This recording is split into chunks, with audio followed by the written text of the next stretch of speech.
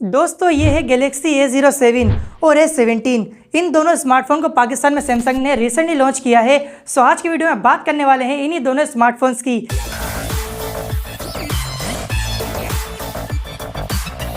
अस्सलाम वालेकुम, मेरा नाम है मोहम्मद हमजा और आप देख रहे हैं टेक पाकिस्तान। इन दोनों स्मार्टफोन को पाकिस्तान में सैमसंग ने बहुत रिसेंटली लॉन्च कर दिया है विदाउट एनी अनाउंसमेंट। सो आज की वीडियो में इन दोनों स्मार्टफोन की बात करते हैं। सो सबसे पहले बात कर लेते हैं A07 की। इसके अंदर आपको 6.7 इंच का 720p रेजोल्यूशन वाला 90 हर्ट्ज का यू शेप नॉच वाला IPS LCD डिस्प्ले देखने को मिलता है। और अगर बात की है रैम और रोम की, तो LPDDR4X से आपको रैम देखने को मिलती है। UFS 2.2 की स्टोरेज टैब देखने को मिल जाती है। और अगर कैमरा सेटअप की बात की जाए तो 50 मेगापिक्सल का मेन कैमरा रखा गया है, 2 मेगापिक्सल का डेप्थ सेंसर है और फ्रंट साइड पे 8 मेगापिक्सल का सेल्फी शूटर रखा गया है।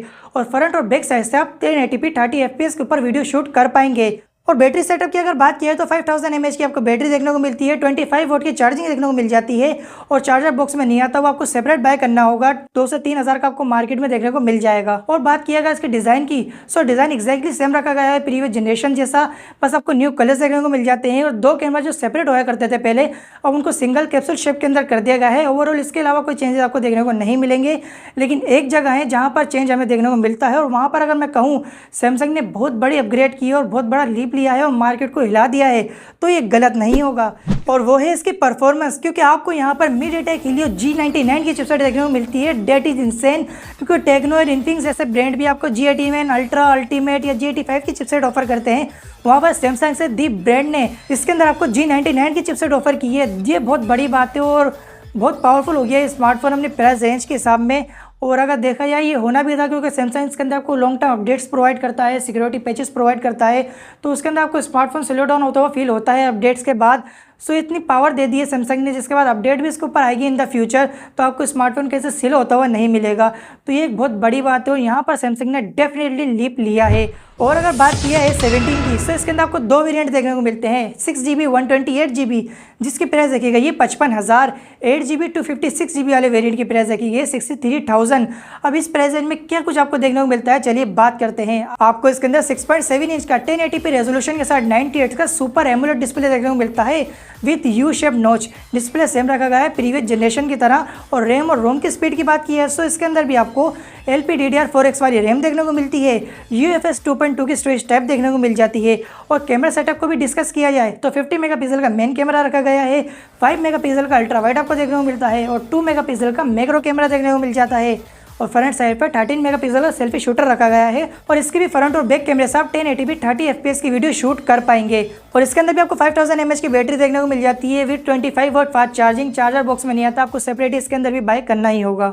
और अगर बात की इसके डिज़ाइन की, तो डिज़ाइन भी सेम रखा गया है, बस आपको इसके अंदर न्यू कलर्स देखने को मिलते हैं। और इसका कैमरा का शेप भी कैप्सूल के अंदर कर दिया गया है। सारे कैमरा आपको एक साथ ही देखने को मिलेंगे, अदरवाइज और कोई चेंजेस नहीं किए गए। सो ये तो वो स्पेक्स थी जो हमें प्रीवियस जनरेशन में भी देखने को मिली। लेकिन एक जगह है जहाँ पर इसने हमें बहुत डिसअपॉइंट किया है, जिसको लेकर मैं और पाकिस्तान के जितने भी टेक एंथुसियास्ट हैं वो सब कंफ्यूज है। और वेबसाइट के ऊपर भी गलत मेंशन है।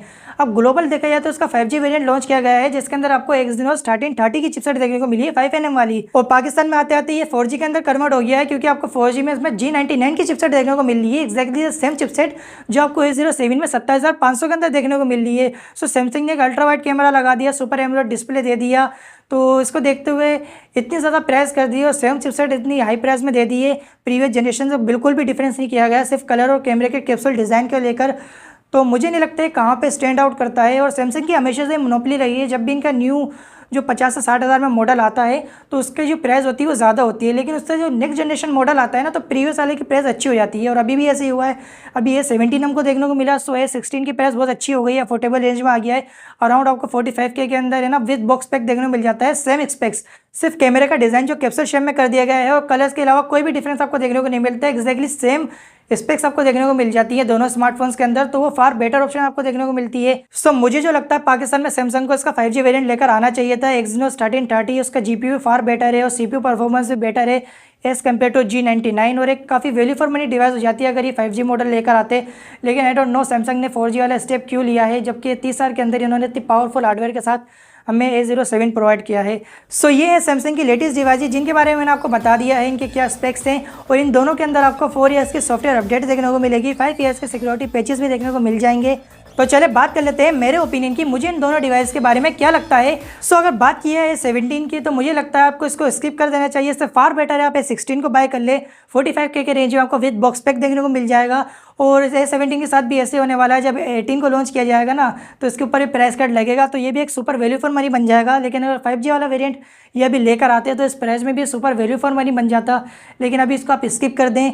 और अगर बात की है A07 की, तो आप सोचोगे 464GB वाला variant super value for money 27,500 में, लेकिन मुझे लगता है 64GB स्टोरेज आज के टाइम पे कम है, और जब स्टोरेज फुल होगी तो स्मार्टफोन हैंग करने भी लग जाएगा आपका, और लॉन्ग टाइम इसके अंदर आपको सिक्योरिटी अपडेट्स भी देखने को मिलेंगी। सो मुझे जो लगता है इसका वेरिएंट सच में सुपर वैल्यू फॉर मनी है, वो है इसका 4GB 128GB वाला वेरिएंट, जो आपको 32,500 में देखने को मिलता है। आफ्टर मार्केट आपको डिस्काउंट भी देखने को मिलेगा, डिपेंड यूर बार्गेनिंग स्किल, आप कितने कम करवा सकते हैं। तो 30K के around one of the best option है सैमसंग की तरफ से। इसके अंदर आपको लॉन्ग टाइम अपडेट्स भी देखने को मिलेंगी, पावरफुल हार्डवेयर भी है, और 128GB की स्टोरेज भी देखने को मिल जाती है। सो ये इन दोनों स्मार्टफोन को लेकर मेरे ओपिनियन। आप बताएं आप क्या सोचते हैं इन दोनों स्मार्टफोन के बारे में, अपना ओपिनियन कॉमेंट में जरूर दें। और बस इतना था इस वीडियो में, उम्मीद करता हूँ आपको वीडियो पसंद आई होगी। पसंद आई है तो लाइक कमेंट शेयर कर दें। चले फिर मुलाकात होगी आपसे किसी नए आने वाली वीडियो के अंदर, जब तक के लिए अल्लाह हाफिज़।